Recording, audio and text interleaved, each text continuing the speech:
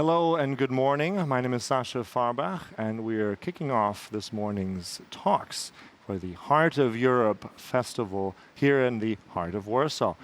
And I'm delighted to welcome everyone here as we begin this very interesting series of chats.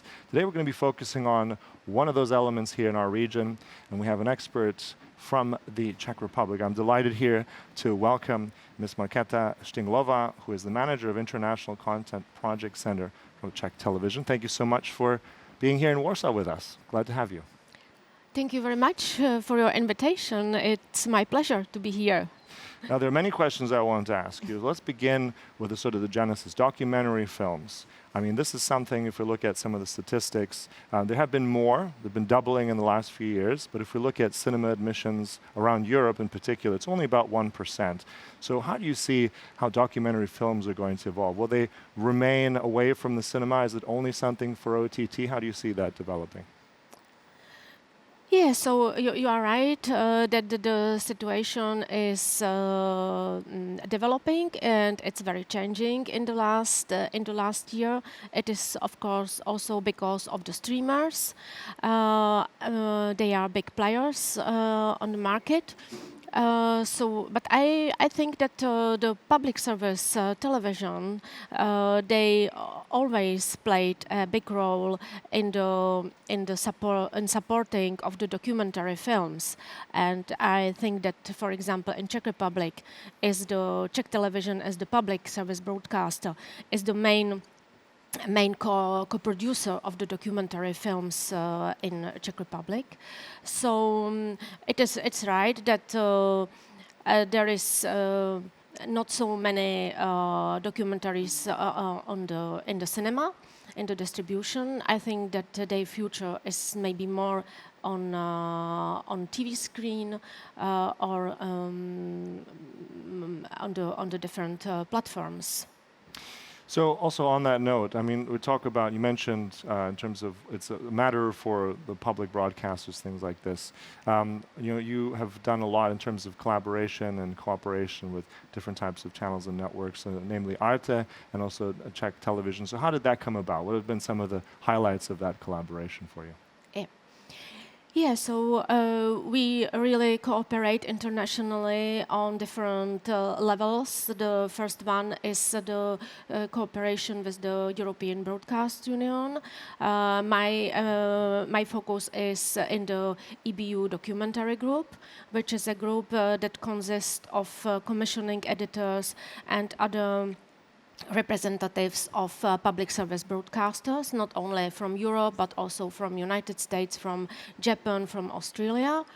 And we are meeting twice, we meet twice a year, and we have 2 days pitching sessions, and we try to present our projects for other partners, the projects that we think they might be relevant also for their viewers. Mm-hmm. So this is one of this international cooperation. The second one is our cooperation with Arte. This is the French-German channel. 10 years ago, we signed an association agreement, and we have this 10 years great experience of cooperating with Arte. It is not only in the field of documentary films, it is also on the field of drama, TV series. But we made around 50 programs during this 10 years, and it is more than 20 documentary projects, which I am proud of it.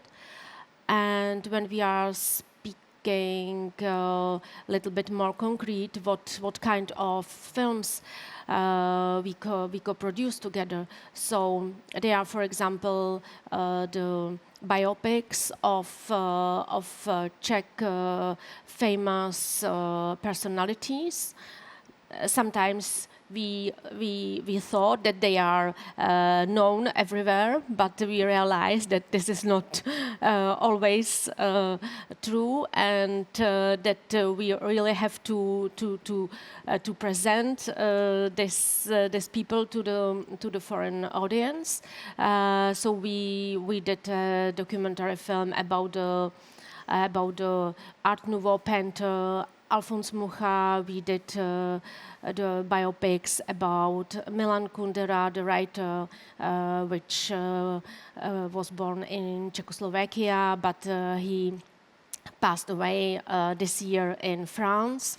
We did the biopics about the Oscar-winning director Miloš Forman, and now we are working on biopics about Franz Kafka, whose 100th anniversary of the death we will commemorate next year. So this is made for this anniversary, because this is very common that Arte produce films to the special anniversaries and jubileums. And Franz Kafka, we know a little bit about him already, so that's at least one personality, right?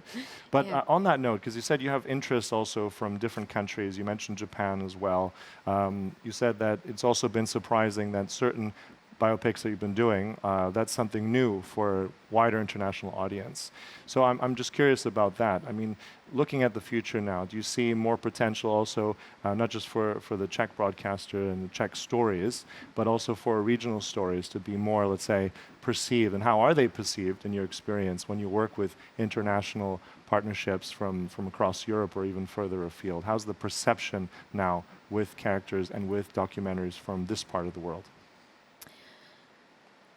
Yeah, so I think that I like to work on the field of the international co-productions, because I think it is a big experience. You can focus on the topic from a different point of view, from a different perspective, and of course it is very important to tell the local stories in the way that they are understandable for the international audience, which is always challenge, because something what you mean, it is absolutely clear and you don't need to explain anything. So you realize that you have to use a different approach, how to tell it for the international audience, and not to be boring for your local audience. Absolutely, and I think that's also kind of going to our next question about looking at successful cooperation and collaboration also for the future. What you're working on right now, what is it, let's say, that you have new projects and new collaboration? What are you looking for? What's the main thing? What are the main opportunities that you see moving forward? Yeah, so it is we are really very open for the topics. So it should be something what is relevant for Czech audience. The best is when there is a Czech content, but it is not always necessary.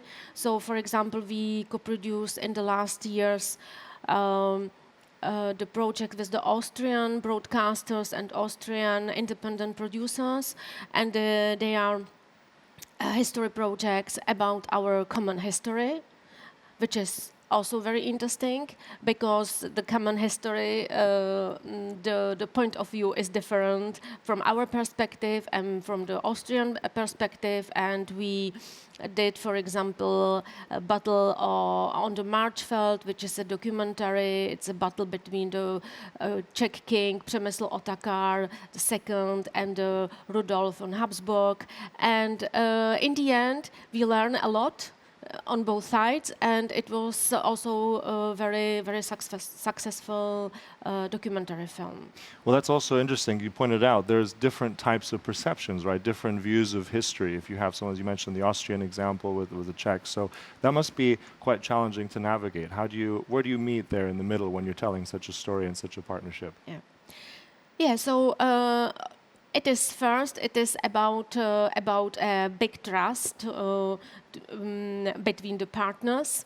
It is of course also that we have the experts from both sides, and so we are trying to find the basis which is common for both sides and how we can tell the story.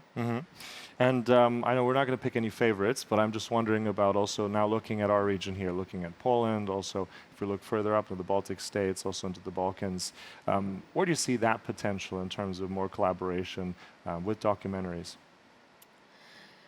You mean in which topics, or? Well, in any particular framework and looking in documentary filmmaking, as you said, with your example with Austria, do you also see bigger productions as well now in our market here? I know it's a big one, but do you see that in the future as well, developing further?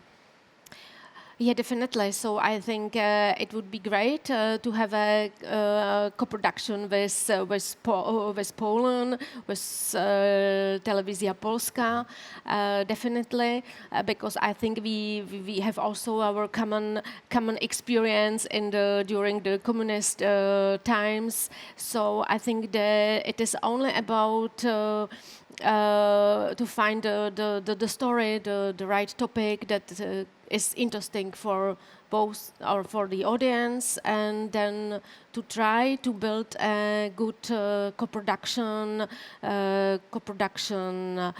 scheme which will be meaningful for all. It is not only about broadcasters. Sometimes they are also the independent producers involved in.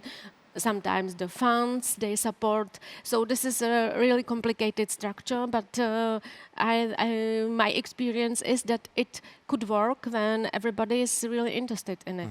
As you said, there's a lot of really interesting stories. I think if we look at all those countries, there's so much to tell, I think, so probably plenty to talk about. Many people who are here and also watching, there'll be young documentary filmmakers, there's different pitching competitions here at the festival.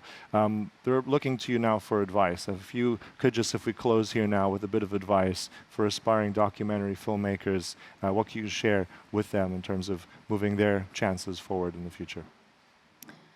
Yeah, so I think it was already said that it is very important to pick up a local story that could be told somehow universal, that it will be understandable for a broader audience.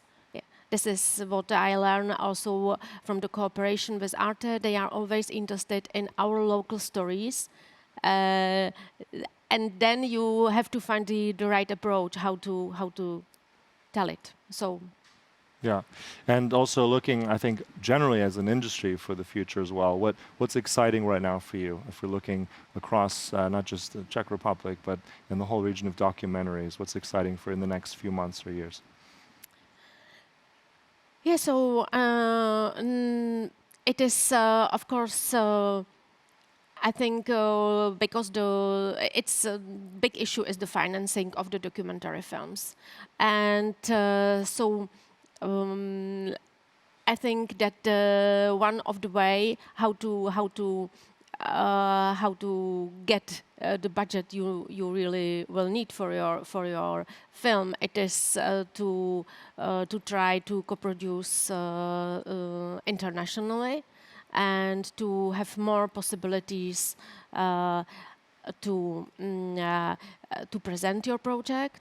I really would suggest to attend the pitching forums. They are during the whole year in many countries in Europe. That your project is visible. You can do the networking, you can meet professionals, and you can approach them with your project. So I think it's also about, as you said, collaborations, about finding those engaging stories, It's about doing this full time, all the time. But as you said, pitching and then finding a great idea. But I think there are many more really fascinating stories out of our region here. So really looking forward to it. Just wanted to thank you, Markéta Stinglowa, for sharing all those insights with us. Many more things I want to ask you, but I know that we're going to be carrying on the conversation here at the festival. And I want to thank you so much for your time here today. Thank you. It was my pleasure. Thank you.